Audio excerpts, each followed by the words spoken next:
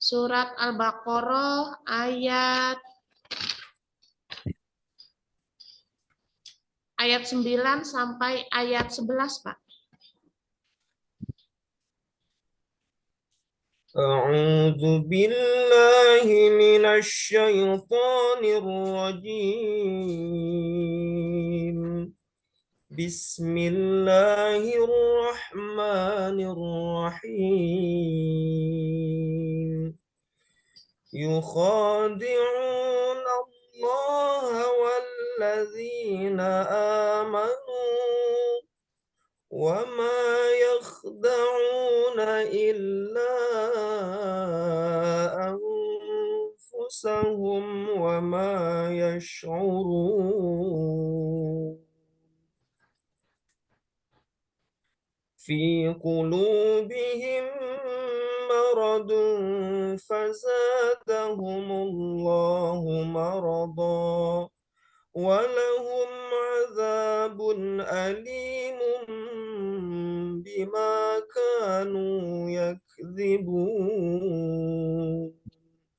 وإذا قيل لهم لا تفسدوا في الأرض قالوا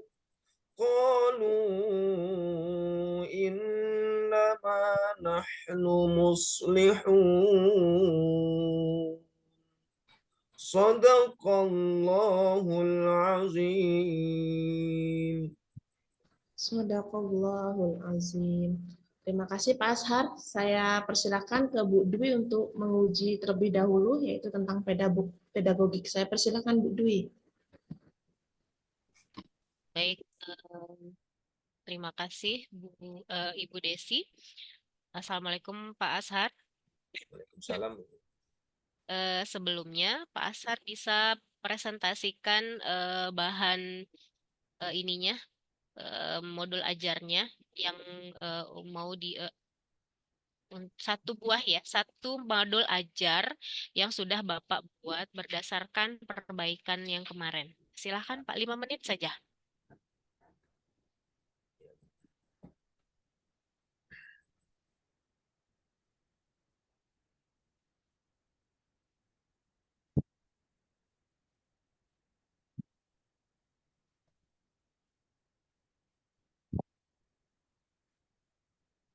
Bisa terlihat Bu?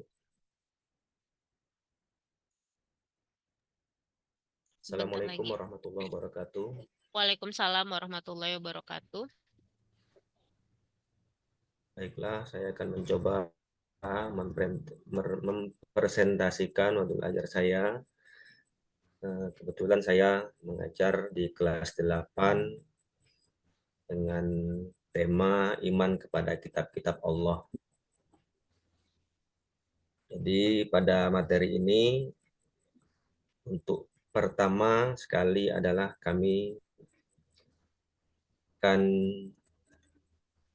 menyampaikan kepada anak tentang makna iman kepada kitab-kitab Allah itu melalui surah Al-Baqarah ayat 2. Di situ kan ada kata-kata yu'minun, alladzina yu'minun, artinya orang-orang yang beriman bil ghaib, yaitu dengan percaya dengan yang ghaib. Yang ghaib itu ya Allah, malaikat, syaitan dan lain sebagainya.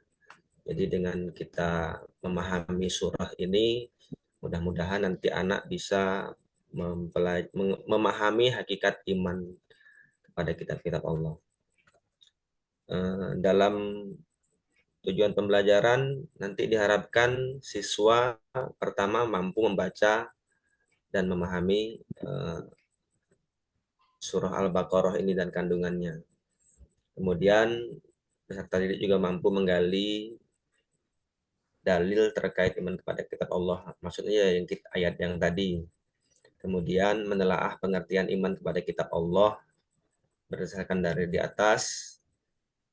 Kemudian mengimani kitab-kitab Allah. Nanti anak ini harus memahami iman kitab-kitab Allah tuh yang mana saja yang harus diimani. Ada yang diimani secara tafsili atau secara ijmali. Tentunya karena materinya iman kepada kitab-kitab Allah, ya saya akan memperkenalkan nanti macam-macam kitab-kitab Allah yang Allah wahyukan kepada rasul-rasul terdahulu. Kemudian setelah pengenalan, ya penjelasan dengan baik itu metode ceramah maupun menggunakan media pembelajaran seperti Canva dan lain sebagainya, nanti akan setelah dijelaskan baru diadakan asesmen atau penilaian. Untuk penilaiannya ya praktik membaca Al-Quran surah Al-Baqarah tadi. Kemudian nanti akan diberikan soal latihan. Biasanya kami di sekolah itu menggunakan LKS dan buku panduan. Kemudian setelah selesai itu, ya sebelum menutup kegiatan pembelajaran, ya, biasanya kami menanyakan kepada siswa bagaimana pembelajaran hari ini, apakah sudah bisa dipahami atau belum. Misalnya belum, ya nanti siswa diperkenankan untuk bertanya atau memberikan feedback atas yang sudah kita lakukan. Jika anak tidak ada yang bertanya, biasanya saya selalu mengajukan 1 atau 2 pertanyaan, dan kepada siswa yang bisa menjawab itu akan mendapat nilai tambahan yang saya janjikan, sehingga itu menurut saya bisa memotivasi untuk anak-anak bisa lebih fokus dalam pembelajaran. Kemudian setelah itu baru menutup kegiatan dan memberikan materi yang akan dipelajari pada minggu-minggu selanjutnya. Demikianlah yang dapat saya sampaikan atas presentasi modul kami iman kepada kitab-kitab Allah. Di sini dalam modul kami juga tuliskan ringkasan materinya. Baik, terima kasih Pak Asar. Mohon maaf, bisa tolong keatasin lagi Pak modulnya Pak. Saya mau lihat yang skenario pembelajarannya Bapak. Up, up, up, up, up. Ke bawah Pak. Yang skenario pembelajaran halaman kedua.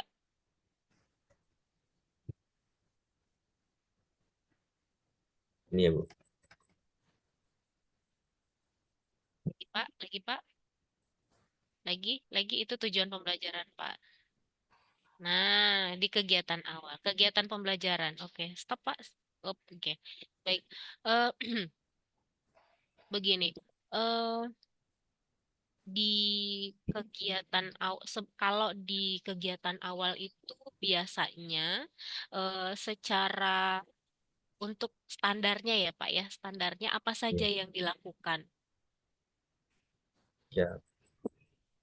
Seperti ketika guru baru masuk, ya, tentunya kita guru mengucapkan salam, Assalamualaikum, Waalaikumsalam. Setelah itu Ya, kita duduk, berdoa, dan memberikan absen, ya, mengasensi kehadiran siswa kita.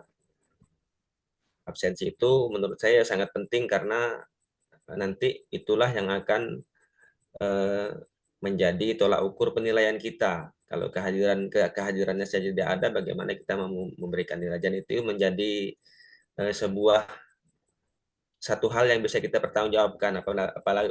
Apabila nanti orang tuanya komplain, kok anak saya nilainya nggak ada, padahal masuk terus, kan dengan adanya absen kita bisa itu. oke. Kemudian selalu saya lakukan merefleksi materi yang telah lalu. Mm-mm. Mungkin menanyakan ya materi yang sebelumnya itu ditanyakan kembali bagaimana. Ya, baik. Kemudian begini Pak. Em, eh, ini menggunakan model pembelajaran apa Bapak? PBL, Bu. PBL. PBL itu apa ya Bapak ya? PBL itu artinya dalam penilaian nanti atau asesmennya kita tidak memberikan proyek kepada anak, cukup memberikan pertanyaan atau soal aja. Artinya kita Tujuan, tidak menugaskan anak untuk membuat proyek seperti itu. oke. Kalau tidak membuat proyek, apa yang dilakukan anak? Kalau dalam PBL? Dalam PBL biasanya ya mengisi LKS, kemudian menjawab pertanyaan langsung yang saya berikan ketika baik itu dalam pembelajaran maupun saat evaluasi. PBL itu kepanjangannya apa, Bapak? Problem based learning. Artinya?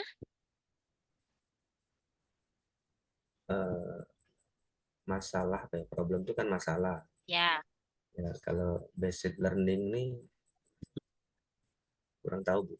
pembelajaran berbasis masalah. Pembelajaran.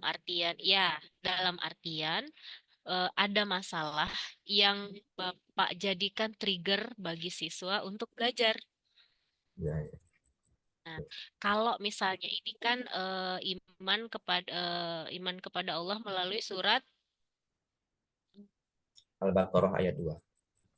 Al-Baqarah ayat berapa tadi, Pak? Ayat 2.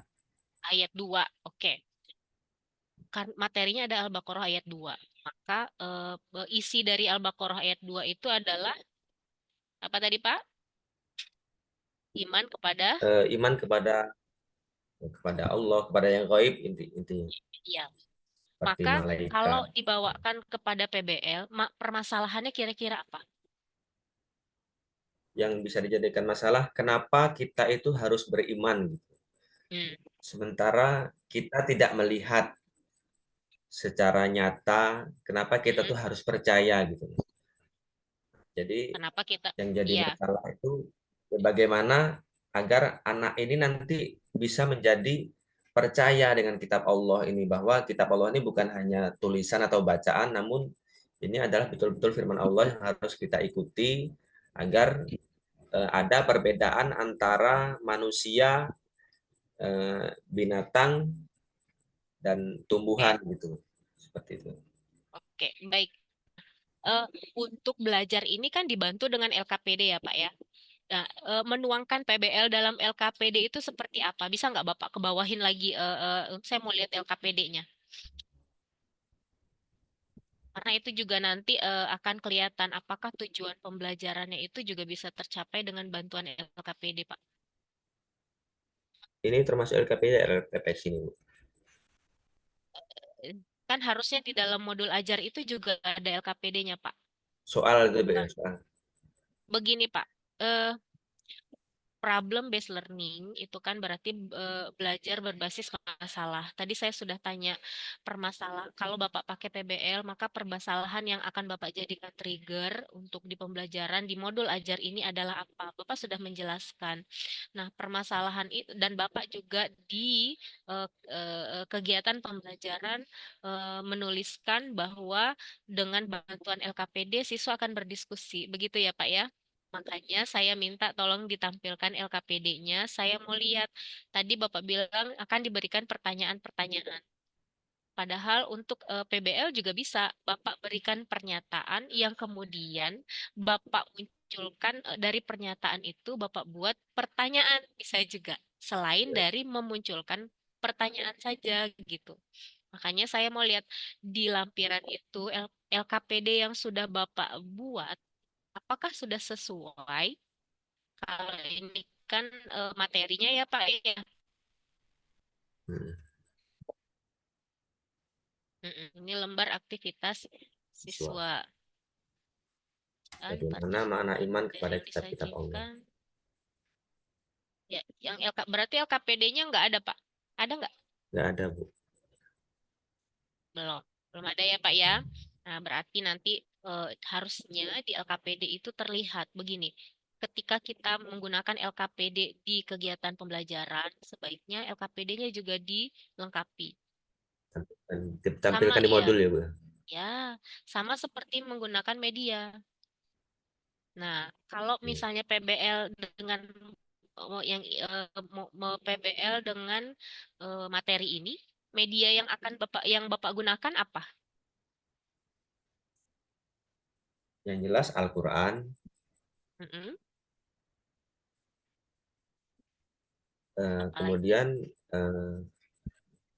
bisa menampilkan video YouTube tentang iman-iman kepada kitab-kitab Allah. Ya, ada lagi? Nggak ada, Bu. Nggak ada. Baik. Ya, yang Eh, jelas kan kita bisa pakai handphone, Bu. Kalau anak-anak SMP kan boleh. oke, baik. Kemudian untuk asesmennya, coba ke bawah, tolong diperlihatkan lagi Pak asesmen. Saya mau lihat tadi asesmen tadi ada berapa macam ya? 3 ya. Asesmen ada praktek membaca surat Al-Baqarah dan soal latihan. Oke, saya ingin lihat asesmen yang praktek membaca Al-Baqarah. Bapak pakai asesmennya bentuknya apa?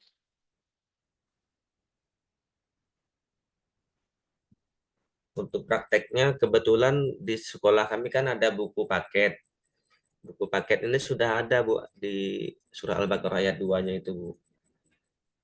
Iya, jadi Jadi kami asesmennya, sebagai guru hanya menilai berapa kesalahan dalam anak itu dalam membaca tuh. maksudnya Pak? Misalnya membaca surah Al-Baqarah alladzina yu'minuna bil ghaib wa yuqimuna sholata wa mimma razaqnahum yunfikun.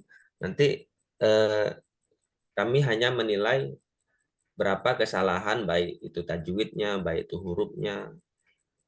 Oke, Itu aja. bentuk asesmennya jadinya apa Pak?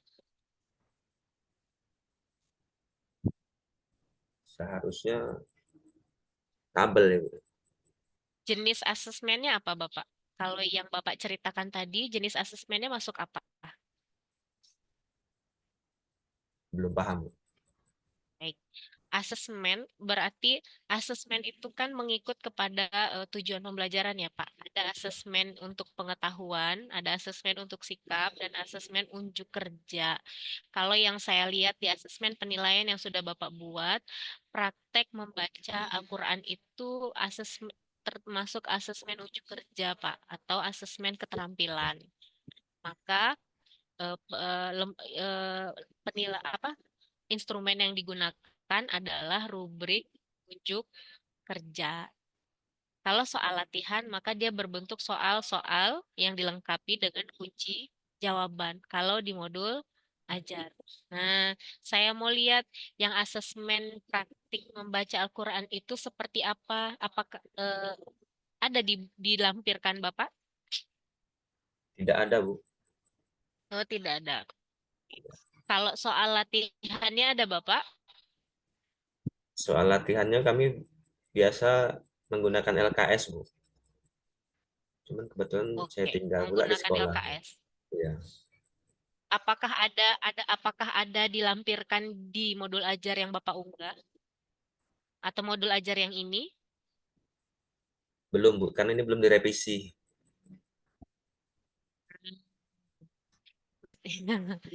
Jadi Pak, begini ya, pasar sebaiknya modul ajar itu kan komponennya banyak ya Bapak ya. Mulai Ya, dari identitas, kemudian mulai dari kompetensi awal. Saya lihat juga tadi kompetensi awal Bapak ada 2. Kemudian ada juga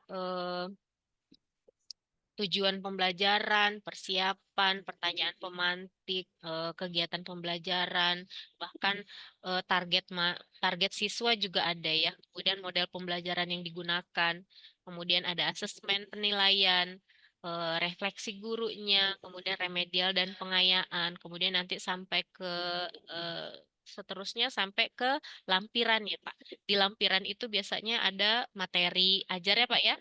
Kemudian soal-soal untuk penilaian, asesmen ya. pengetahuan, rubrik penilaian sikap, dan rubrik penilaian keterampilan serta LKPD.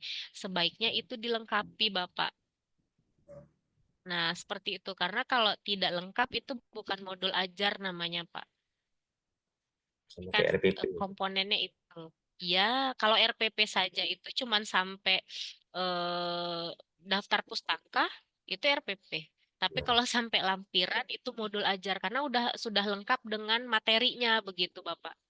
Berarti sampai nanti apa penilaiannya di LKS misalnya menggunakan LKS dilampirkan di situ ya Bu. Mm-mm. Atau kita Nah, tampilkan barcode-nya kemudian ke situ.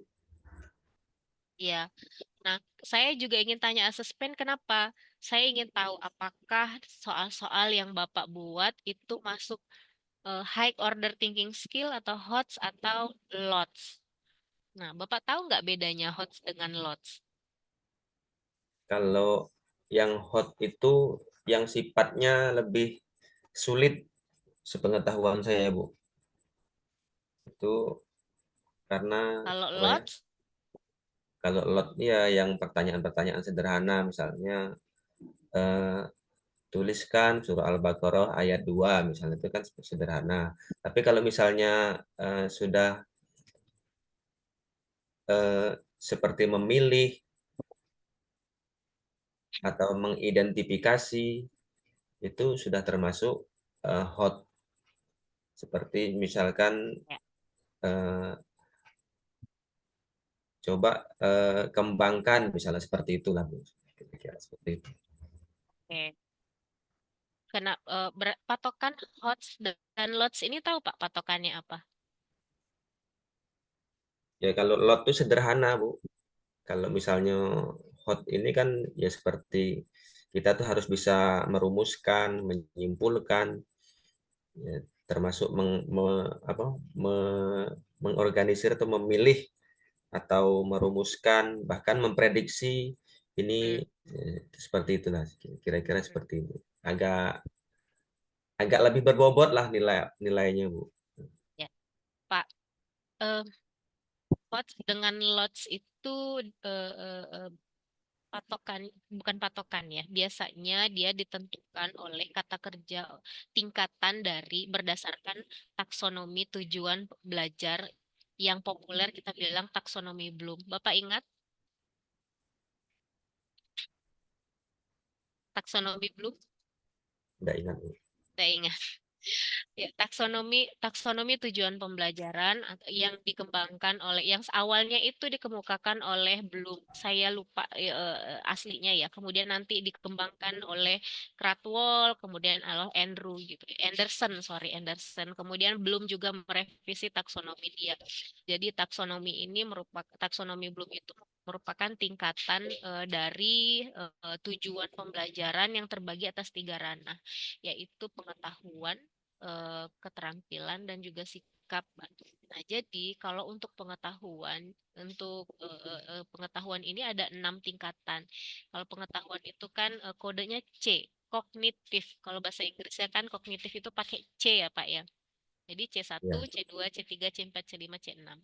Nah, kalau untuk HOTS itu biasanya C4, 5, dan 6 dengan masing-masing kata kerja operasionalnya. Tapi kalau LOTS itu C1, 2, dan 3. Kalau yang pertama itu pengetahuan, yang kedua itu pemahaman, dan yang ketiga itu penerapan atau aplikasi. Nah, C4, 5, 6 seterusnya. Seperti itu ya Pak ya.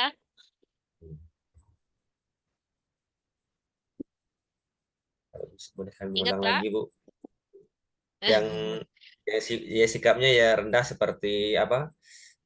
Memahami misalnya Ibu itu berarti termasuk lot ya Bu ya. Seperti kemudian Ya. mengingat Mm. dan Tapi ingat ya Pak, kalau untuk pengetahuan dan pokoknya untuk taksonomi ini, kata kerja operasionalnya itu bisa diukur loh Pak. Nah, sehingga eh, taksonomi yang awalnya dia di tujuan pembelajaran, pada akhirnya nanti tujuan pembelajaran ini menjadi indikator pembuatan soal. Jadi kita nggak jauh-jauh dari tujuan pembelajaran yang mau kita buat. Jadi kayak sudah jadi kisi-kisi otomatis gitu loh Pak. Jadi bikin soalnya itu berpatokan tetap ke tujuan pembelajaran gitu Pak. Ya, iya Pak, iya Pak. iya Bu. Oke, baik. Pertanyaan terakhir ya, Pak. Pertanyaan terakhir saya begini. Kalau dengan PBL, terus materinya adalah surah Al-Baqarah ayat 2, apakah memungkinkan Bapak melaksanakan asesmen itu menggunakan teknologi informasi dan komunikasi. Contoh, pakai Google Drive gitu, atau pakai Zoom, atau Weblink, bagaimana? Menurut saya semua materi itu bisa menggunakan alat teknologi, Bu. Ya tergantung kita mengaturnya seperti apa. Misalnya Al-Baqarah ayat 2. Kita kan bisa menampilkan Al-Baqarah ayat 2 itu melalui eh, PowerPoint atau Canva misalnya. Oke. Nanti ya anak disuruh maju ke depan satu-satu coba baca, atau kita ambil sampel saja misalnya kan. Sistem cabut. Si A baca ini. Nanti Oke. seperti itu. Kalau asesmennya memungkinkan nggak, Pak? Kalau asesmennya kan ini kayak yang seperti Ibu bilang tadi kan unjuk kerja. Jadi memungkinkan nanti anak disuruh membuat video, coba buat video kamu membaca surah Al-Baqarah. Nanti dikirim ke guru sebagai penilaian. Ya, baik. Cuman masukan aja, Pak. Kalau memang modul ajar ini nanti Bapak pakai, sebenarnya bisa juga asesmennya itu untuk pengetahuan.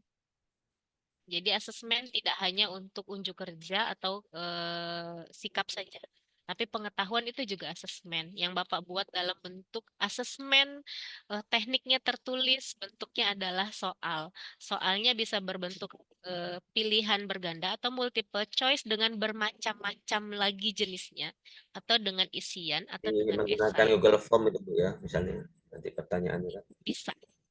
Itu Iya. termasuk. Jadi saya harap nanti ini apa namanya ada inovasi atau Bapak, oh saya mau coba pakai ini misalnya. Ya Pak ya. Ya, ya bisa. Baik Pak Ashar, itu sekian pertanyaan dari saya. Saya kembalikan Ibu Desi, dipersilakan. Terima kasih banyak Bu Dwi. Pak Ashar, kita lanjut ya Pak Ashar. Ya Bu, Oke, Pak Ashar. Tadi materinya tentang apa Pak? tentang iman kepada kitab-kitab Allah, Kelas berapa Pak? kelas 8 SMP. Bapak ngajar kelas berapa aja Pak? Kelas 8 Bu. Cuma kelas 8 ya? Kelas 7 satu kelas cuman Bu. Baik Pak. Yang ingin saya tanyakan di sini Pak, yang pertama nih, bagaimana Bapak memastikan bahwa pengembangan profesional Bapak sejalan dengan kebutuhan siswa dan tuntunan zaman? Di sekolah Bapak sudah melaksanakan kurikulum Merdeka? Alhamdulillah sudah berjalan ini tahun yang ketiga Bu. Kelas Alhamdulillah. 3 Berarti tahun. Bapak sudah melaksanakan pembelajaran berdiferensiasi ya Pak di kelas Pak? Lupa saya Bu berdefinisi sini. Pembelajaran berdiferensiasi apakah sudah Bapak terapkan di dalam kelas Pak dalam pembelajaran agama? Sudah Bu. Nah, apa yang Bapak ketahui tentang pembelajaran berdiferensiasi Pak? Ya, saya membuat kelompok untuk eh, anak-anak misalnya praktek sholat jenazah misalnya seperti itu.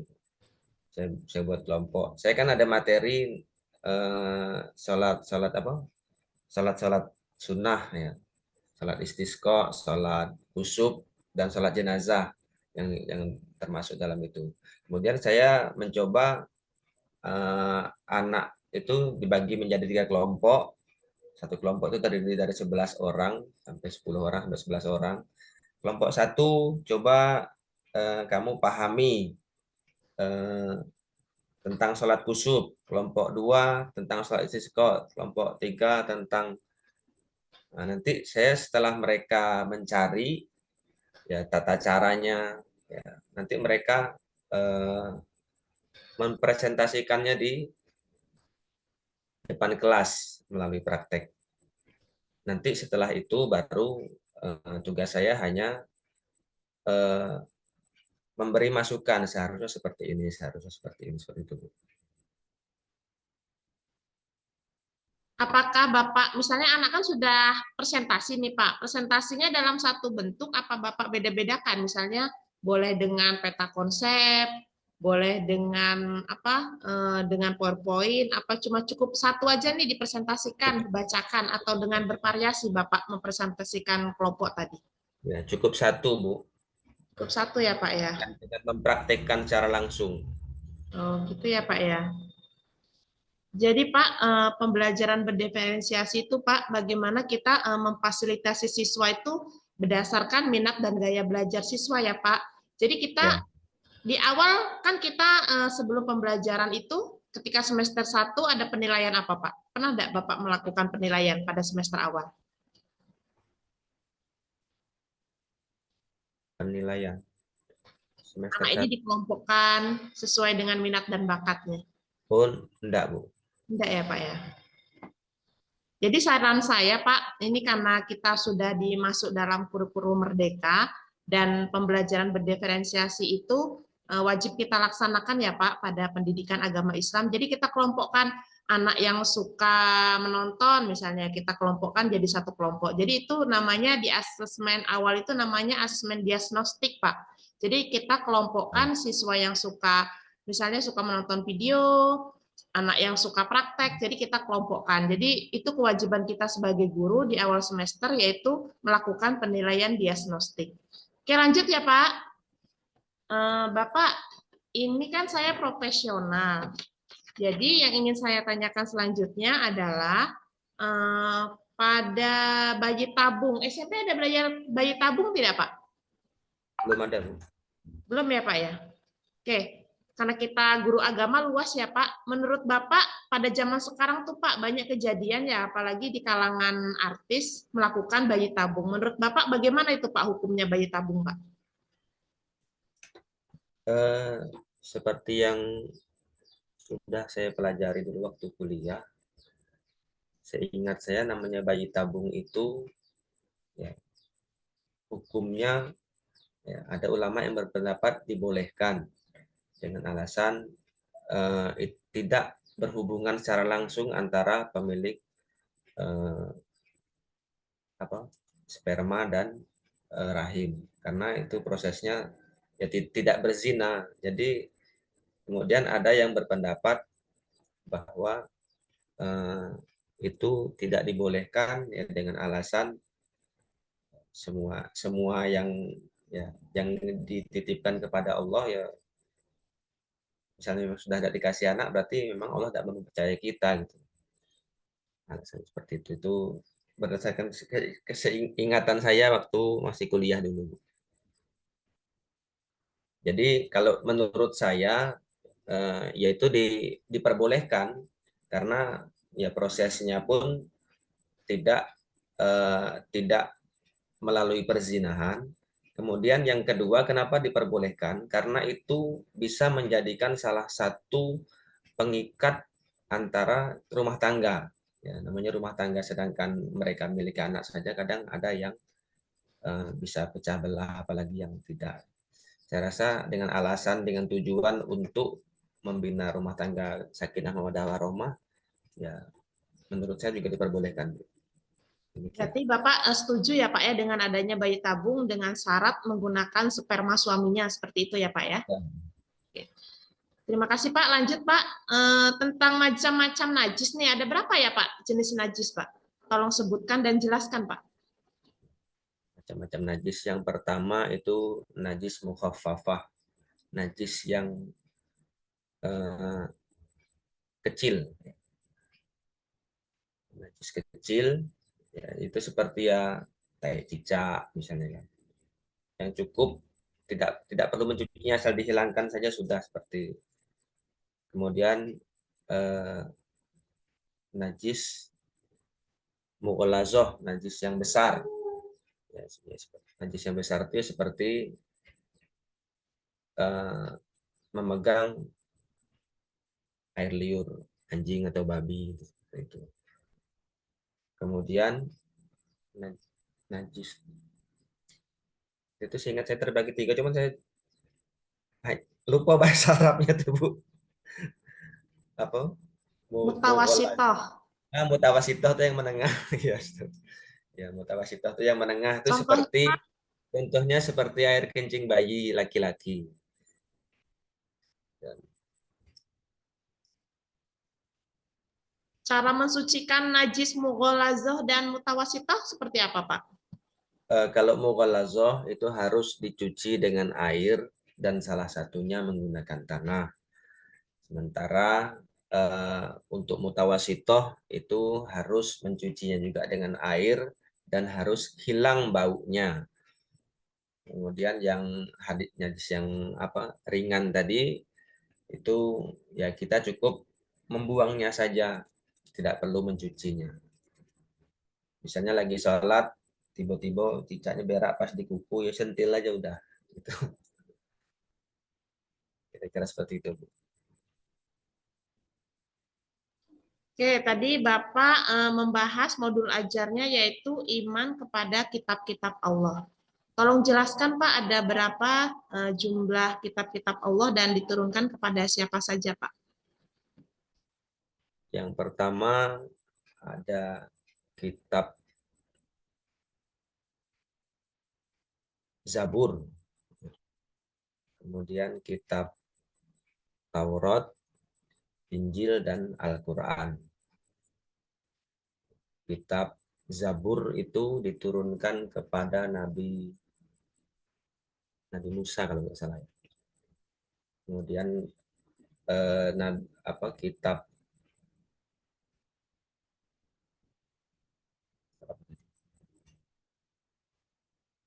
Taurat yang saya ingat hanya dua, Bu. Itu agak agak silang. Yang antara Taurat dengan Zabur. Yang jelas yang saya ingat kalau Injil itu Nabi Isa, kemudian Al-Quran kepada Nabi Muhammad SAW.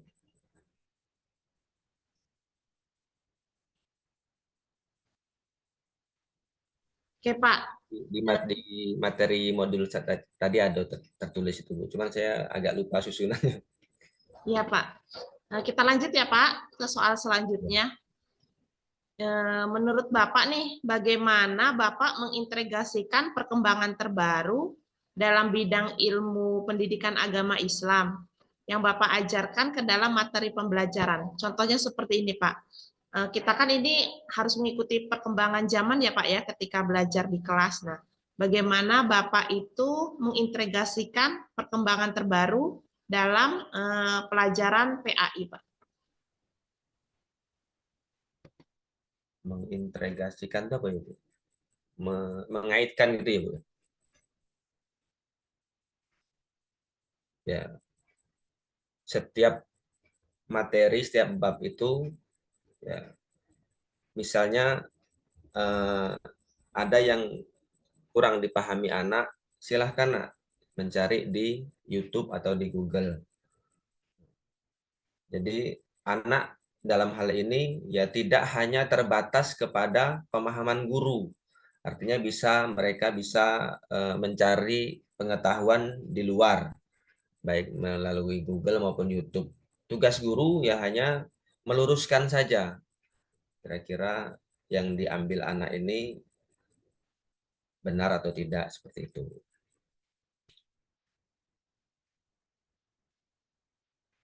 Bapak pernah tidak memberikan tugas kepada anak, misalnya dengan anak membuat video di rumah, atau bisa menggunakan aplikasi TikTok dalam menjelaskan materi pembelajaran? Pernah tidak Bapak menerapkan itu, Pak? Pernah, Bu, waktu pandemi kemarin kan kami belajar menggunakan apa istilah Google apa nih? Yang jelas setiap pembelajaran ya seperti silahkan praktekkan berwudu misalnya. Kalau kita praktek di sekolah kan nggak mungkin, pertama air yang mungkin terbatas banyak siswa. Jadi mereka bisa mengirim video dari rumah. Bahkan mereka ada yang sudah bisa membuat seperti project itu, Bu. Di setiap videonya itu ada langkah-langkahnya, satu, mencuci muka, dua, seperti itu. Ada, tapi hanya sebagian kecil yang sedetil itu. Yang rata-rata ya video langsung aja seperti itu. Oke, semoga bisa dijalankan ya Pak, karena dengan kita menggunakan kekinian ya Pak, apalagi anak-anak kan sudah ibaratnya sudah paham dengan HP, sudah paham dengan laptop, jadi dalam pembelajaran di kelas lebih baiknya kita terapkan seperti itu ya Pak Ashar ya, memberikan tugas anak bisa di rumah video, bisa misalnya mereka menggunakan aplikasi TikTok, jadi kan mereka singkat tapi mereka paham, jadi bisa ditonton oleh teman-temannya. Lebih Oke, menyenangkan, pertanyaan terakhir Pak. lebih menyenangkan kalau kita pakai seperti itu. Iya Pak. Dalam sholat nih Pak, biasanya di materi SMP ada materi sholat tidak Pak? Ada, Bu. Apa saja ya Pak syarat dan rukun sholat itu Pak? Syarat dan rukun sholat. Ya. Yes, kalau syaratnya ya harus suci dari hadas dan najis. Kalau rukun sholat itu yang pertama membaca takbir, kemudian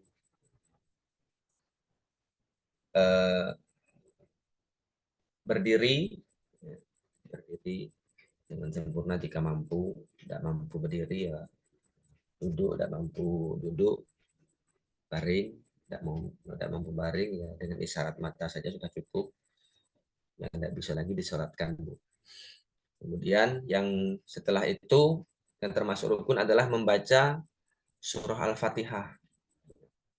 Sebab kalau itu ketinggalan sholat apapun kita tidak sah.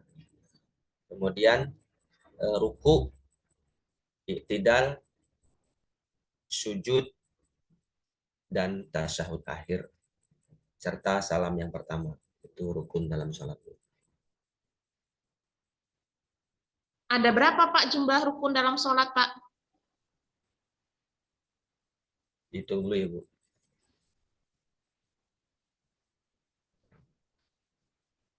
Berdiri.